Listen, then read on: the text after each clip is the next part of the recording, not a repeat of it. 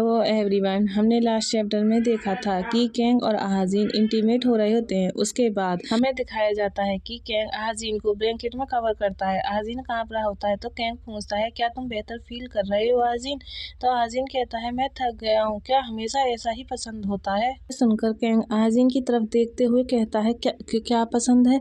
तो आहाजीन कहता है, क्या तुम हमेशा ऐसा कई बार करते हो? यह एक क्वेश्चन सुनकर आहाजीन हंसने लगता है, वो कैंग हंसने लगता है और दूसरी तरफ देखते हुए कहता है, कहना कठिन है। यह आंसर सुनकर आहाजीन बिना कुछ बोले उसकी तरफ देखता है। तभी कैंग स्माइल करते हुए आहाजीन से पूछता है, हे आहाजीन, तुम मुझे अपनी स्टोरी क्यों नहीं बताते? यह सुनकर आहाजीन कहता है, मेरी स्टोरी? तो कैंग एक्साइटेड होते हुए कहता है, हाँ, मैं तुम्हारे बारे में और अधिक सुनना चाहता हूँ। यह सुनकर आहाजीन थोड़ा सरप्राइज हो जाता है और उसकी हार्ट बीट बढ़ जाती है और फिर वह अपनी फिंगर को क्रॉस करते हुए कहता है, मैं नहीं जानता कि मेरे पेरेंट्स कौन है। यह सुनकर कैंग सैड होते हुए कहता है, क्या वह सही है?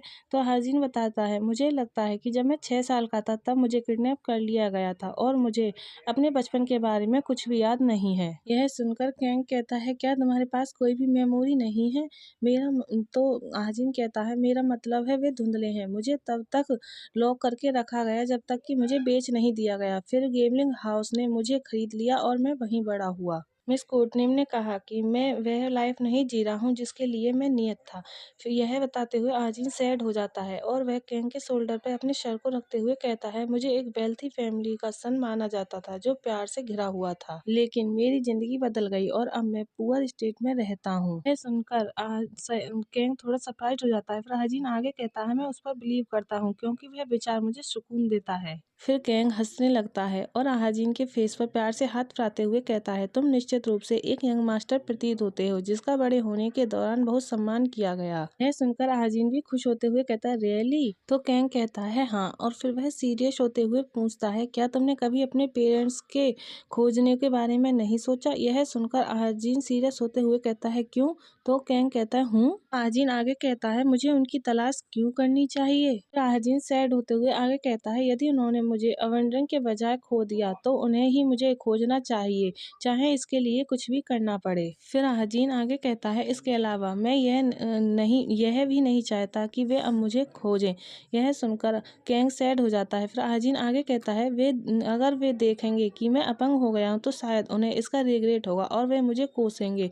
ऐसे केस में मैं उनसे कभी नहीं मिलना चाहूंगा। यह सुनकर कैंग कहता है, उन्हें इसका रिग्रेट नहीं होगा आहाजीन, जब तुम इतने लवली हो तो वे ऐसा क्यों करेंगे? यह सुनकर आहाजीन कैंग की तरफ देखते हुए कहता है, तुम्हें ऐसा लगता है? तो यह सुनकर कैंग आहाजीन के फोरहेड पर किस करते हुए कहता है, मुझे पता है, मुझे यकीन है कि तुम्हारे पेरेंट्स तुम्हें याद करते हैं और आज भी तुम्हें ढूंढ रहे हैं। फिर कैंग आहाजीन के सर पर प्यार से हाथ रखते हुए कहता है, वैसे? तो आहाजीन कहता है, हाँ। तो कैंग कहता है, तुम अपने आप को अपंग क्यों कहते रहते हो? क्या मेरे मेन तुम्हें ऐसा कहते हैं? तो यह सुनकर आहाजीन कहता है, नहीं, क्या कोई प्रॉब्लम है? तुमने पहले कभी कुछ नहीं कहा। तो कैंग आहाजीन के फोरहेड पर प्यार से हाथ फिराते हुए कहता है, मैं नहीं चाहता कि तुम अपने बारे में ऐसा कहें। डिसेबल होना मोक या कर्ज की बात नहीं है। वहाँ बहुत सारे एविल बॉडी वाले लोग हैं जो गार्बेज हैं, राइट? तो फिर कैंग आगे कहता है, इसलिए मैं चाहता हूँ कि तुम स्वयं को ऐसा कहना बंद करें। हाँ? कैंग के मुंह से ऐसी बातें सुनकर आहाजीन ब्लश करते हुए बिना कुछ बोले उसकी तरफ देखता है और फिर उसकी हार्ट बीट बढ़ जाती है और वह अपने सर को हाँ में हिलाते हुए कहता है, यस सर। कैंग आहाजीन को इस तरह से ब्लश करते हुए देखकर स्माइल करते हुए उसकी तरफ देखता है और फिर वह उसे हक करते हुए आगे कहता है, आहाजीन, आइए हम हमेशा ऐसे ही साथ रहें। फिर कैंग आगे कहता है, मैं मजाक नहीं कर रहा हूँ, इसलिए ध्यान से सुनो, मैं तुम्हें कभी भी नहीं छोड़ूंगा। यह बोलते हुए कैंग आहाजीन के हाथ को पकड़ता है और कहता है, मैं तुम्हें नहीं खोऊंगा जैसे तुम्हारे पेरेंट्स ने खो दिया। अगर एनी चांस मैं तुम्हें खो भी दूं तो भी मैं तुम्हें ढूंढ लूंगा, चाहे कुछ भी हो जाए। यह बोलते हुए कैंग आहाजीन के हाथ पर किस करते हुए कहता है, मैं यह मेक श्योर करूंगा कि तुम अकेले ना रहें और ऑलवेज तुम्हारे साथ रहूंगा। और फिर वह स्माइल करते हुए आहाजीन की तरफ देखते हुए आगे कहता है, तो आइए हम इसी तरह बाकी की जिंदगी